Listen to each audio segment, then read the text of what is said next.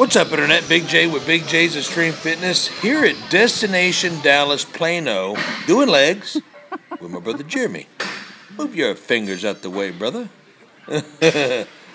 Started out with a standing leg press, or I'm sorry, standing calf raise, and didn't pull the camera out until we were almost done with that. We were talking too much, but we got on to the leg extension, and you see there, really lightweight, just doing some accessory work, getting the body ready for squats. Now, you guys know I've talked in the past about how many squat sessions I do a month, and it's anywhere from 3 to 4. I train legs 4 to 6 times a month, and I usually will take 1 to 2 of those times off from squats. No reason, that's just how I do it. I always hit that leg press, and if I don't hit the leg press, I definitely hit the squats. If I don't hit either one, I'll go really heavy on the extensions, and I'll knock out some walking lunges with the barbell. Anyways, moving on.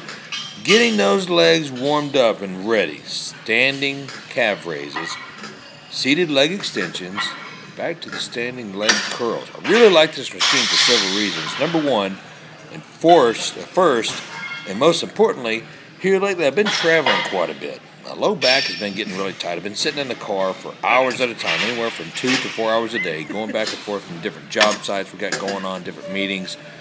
And I just really am scared to squat tonight, so we got to get those hams and quads and low back and everything ready to go. So doing the standing leg curl was probably the best decision that we made because it kept the glute and the low back out of the exercise, getting everything warmed up, and in between the exercises, doing a lot of stretches. I was still real scared, apprehensive, and tender when I got to the squat rack. But after the second and third set, I started feeling a little bit better because I actually pulled my right glute squatting in California almost a year ago. It took me about 3 months to get over that pain and that injury. Just got to mess around there. Going really light. Again, warming everything up. Shh. Don't yell in the gym. It's not intensity build. We can't be getting crazy. Although this is a very well-equipped, hardcore, intense facility. They got a lot of good equipment there and a lot of intense people. You just don't hear a lot of yelling and slap city going on. So, well, that probably does, but not the times that I've been there. I've been here several times in the last year that it's moved here. They were in a different location, and I was there a couple of times as well. Great people here. Love training here at Greg's facility. Finally got to the squats, and here's my second set. I start out with one wheel. Here's 2 wheels. And squat rack, we should have probably used a different one because the way I have to hold the bar with my hands out, I had to walk all the way out, and that takes away a couple of reps. But going nice and easy, probably not as deep as I usually go, again, because that hamstring and low back and glute really talking to me and barking at me and saying, hey, stop driving around in your car so much, get back in the office and do work there. But here we go again, 315. Not real deep. I mean, I probably usually go 2 or 3 inches deeper, but getting in a groove of it, and I'm fine with that depth right there. I'm not trying to get ready for a powerlifting meet or anything, but it is working my entire legs and my glutes and hamstrings and quads and calves, so I'm feeling good about that. Next week, I'll probably be better. I'll definitely be squatting again next week and going a little bit heavier. Jeremy there with his 315. Nice and strong set. Nice FitCon shirt, Jeremy. Just saw that.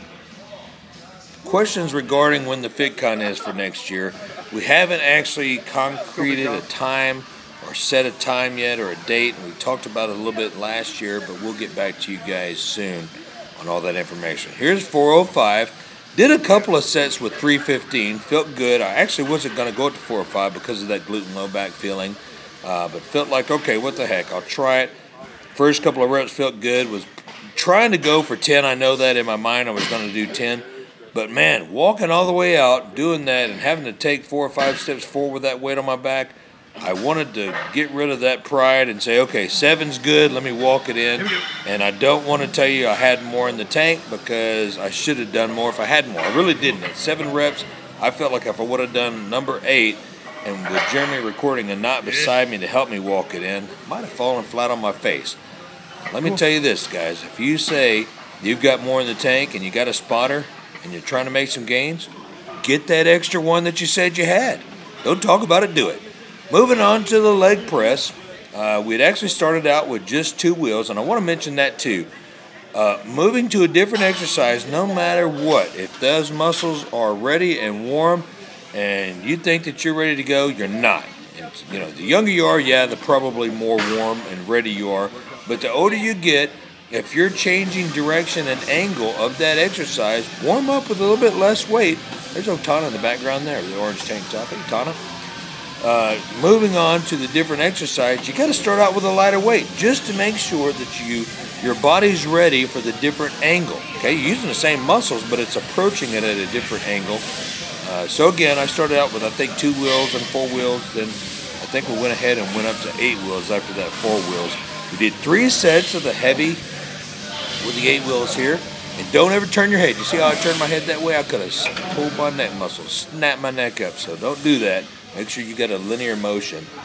But we did 3 sets of the heavy weight.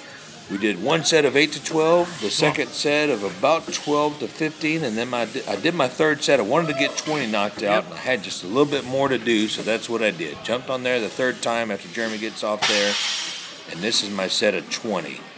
Everything tight, everything right, knees wrapped up, breathing properly. Know that I need to keep my head straight because I felt a little pull. That's why I'm saying that. I turned my head and I felt a little pull. But there's one thing that I didn't do. My right shoe wasn't tied all the way tight, and I kept feeling my foot roll inside my shoe. That's a big mistake. I should have stopped on the first rep when I felt that. However, I'd already wrapped my knees up tight, and my psych was good, and I didn't think that I was going to injure myself, but I could have. So you guys make sure that when you're going crazy heavy with something, especially if you're going to go heavy, you got to get everything right before you go. Yep, come on. Here I am dying out at the last one. There's Jeremy's last set there. And he did good. I believe he got 12 or 15 of that, but 3 sets of that, we were spent, and I thought, you know, I haven't done hack squats in forever. That machine was calling my name, and that's exactly what we did. We both kind of shook it off, knew that we were tired, ready to eat, but I haven't done hacks in probably 2 years. I know the last time I did a hack squat was at METROFLEX Gym, Arlington. And, you know, just depends on the angle that the foot platform is and, you know, how you can hold the machine. Because a lot of times the handles will be at the bottom. I really like to have my hands up top. And then, you know, the platform could be at too much of an angle upwards. This one was just right. Low back never came off the pad, which you really want to make sure that you stay flat. Knees, you don't want them to be too far extended or go over your toes too far. You don't want to get too narrow of a stance. You just got to feel comfortable, and I'm telling you right now, that was the best I felt on a hack squat in ages. So went ahead and Jeremy said, all right, what the heck, I'll put a couple wheels on there and do this set, and he did really well. And notice he's keeping constant tension, and you see that he never locks his knees out at the top. That's a really important point that I like to stay away from as well. I don't like to lock those knees out. Even when I'm stopped at the top, you'll see the knees do not get locked out. That's 4 wheels. That's all I had. You know, people say, oh, I probably could have done 5 or 6 wheels. I should have done 5 or 6 wheels if I could have, but I was done. I'm telling you, I was actually done after the leg press. And this is a really intense set. Come on. Everything was getting taxed. I felt great. I was ready to be done after this set, and that's exactly what I was. Done. That last one, I got a little yes and no going on, and that was it. And Jeremy finished up there. Really appreciate you guys watching.